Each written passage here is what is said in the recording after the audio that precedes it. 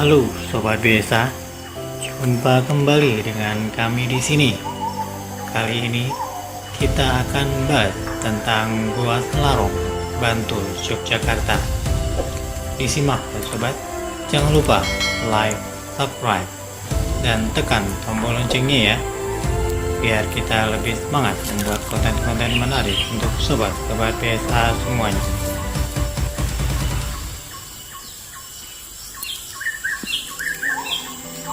Dalam perjuangan melawan para penjajah, banyak dari bangsa kita yang menggunakan tempat-tempat yang sangat rahasia agar strategi dan rencana perang tidak terendus oleh musuh. Selain bangunan yang terasingkan, konon gua juga menjadi sasaran para pejuang bangsa untuk bersembunyi dari kejaran musuh.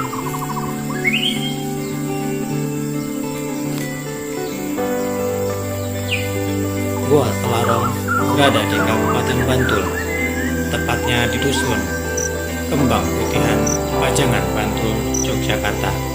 Untuk menuju Gua Selarong, wisata Jogja ini, teman-teman bisa menggunakan kendaraan pribadi atau charteran karena tidak ada angkutan umum yang melintasi objek wisata secara ini. Namun demikian, jangan khawatir, karena jalan menuju ke tempat wisata di Jogja berupa jalan aspal yang mulus.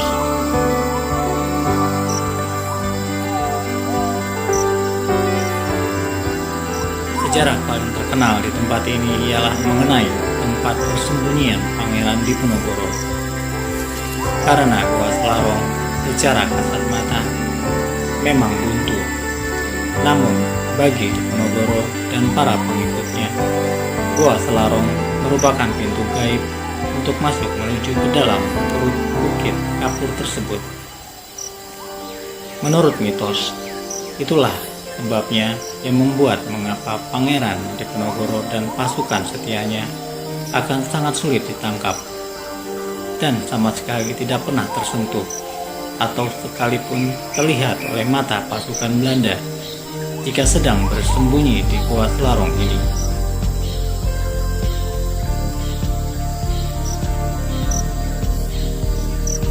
Pangeran Diponegoro adalah putra sulung dari Raja Kasultanan Yogyakarta yang ketiga, yaitu Sri Sultan Hamengkubuwono III. Pangeran Diponegoro terlahir dari salah satu selir Sri Sultan Hamengkubuwono III pada tanggal 11 November 1785 dengan nama asli Mustahar. Menyadari posisinya sebagai anak selir, Pangeran Diponegoro menolak keinginan Sri Sultan Hamengkubuwono III untuk menjadikannya sebagai penerus tahtanya. Pangeran Diponegoro sangat tertarik dengan agama Islam dan hidup merakyat, sehingga beliau lebih suka tinggal di Tegalrejo, sebuah desa di Jogja yang juga sebagai tempat tinggal eyang buyutnya yang juga permaisuri dari Sri Sultan Hamengkubuwono I, Gusti Kanjeng Ratu Tegalrejo.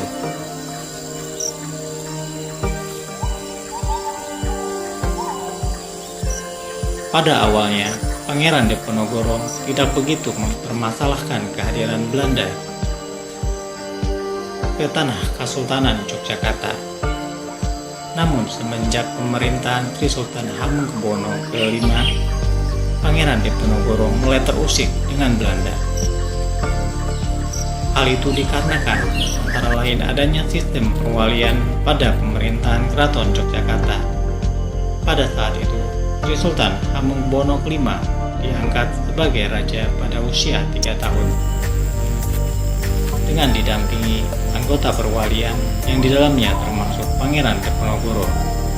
Sedangkan pemerintahan sehari-hari dijalankan oleh Patih dan Nurja bersama resimen Belanda.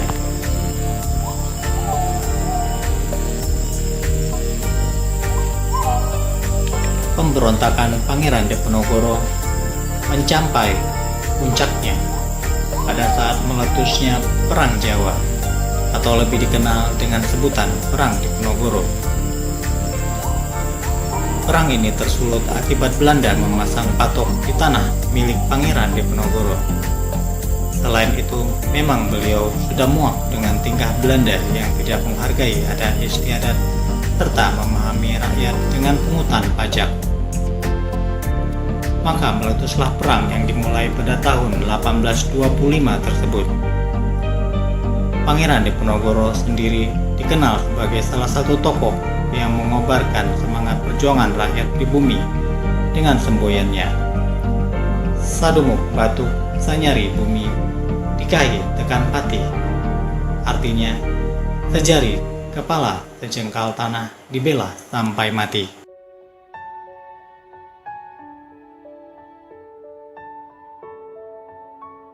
Taktik gerilya membuat Belanda kesulitan menemukan keberadaan pasukan Diponegoro.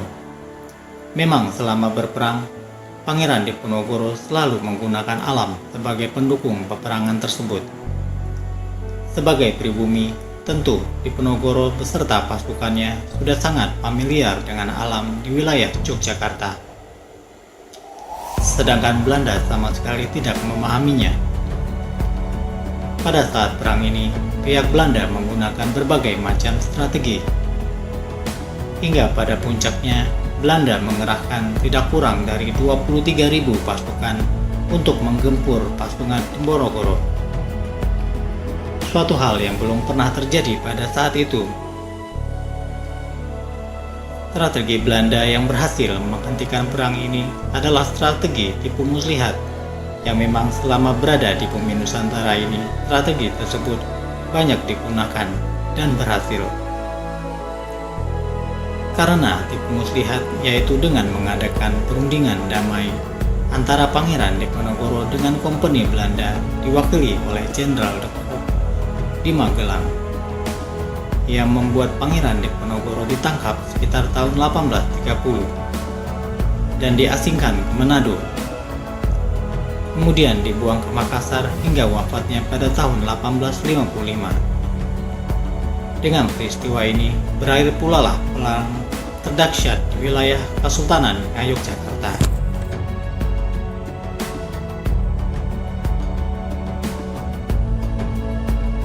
Keramatnya komplek Gua Selarong dengan pintu gua gaibnya ini memang telah tersohor ke berbagai kalangan. Daya tarik yang terdapat di Gua Selarong yaitu terdapat dua goa, yakni Goa Kakung dan Goa Putri. Goa Kakung menjadi kediaman Pangeran Diponegoro, sedangkan Goa Putri digunakan sebagai tempat tinggal Raden Ayu Ratnaningsih. Beliau adalah selir pangeran yang paling setia setelah kedua istrinya meninggal dunia. Goa Kakung yang digunakan sebagai tempat peristirahatan Pangeran Diponegoro terletak di sebelah barat. Sedangkan di sebelah timur terdapat Goa Putri yang digunakan sebagai tempat peristirahatan Raden Ayu Ratnaningsih. Kedua gua memiliki kedalaman 1,5 meter dengan lebar yang berbeda. Untuk Goa Kakung lebarnya 2 meter, sedangkan untuk Goa Putri sendiri memiliki lebar 3 meter.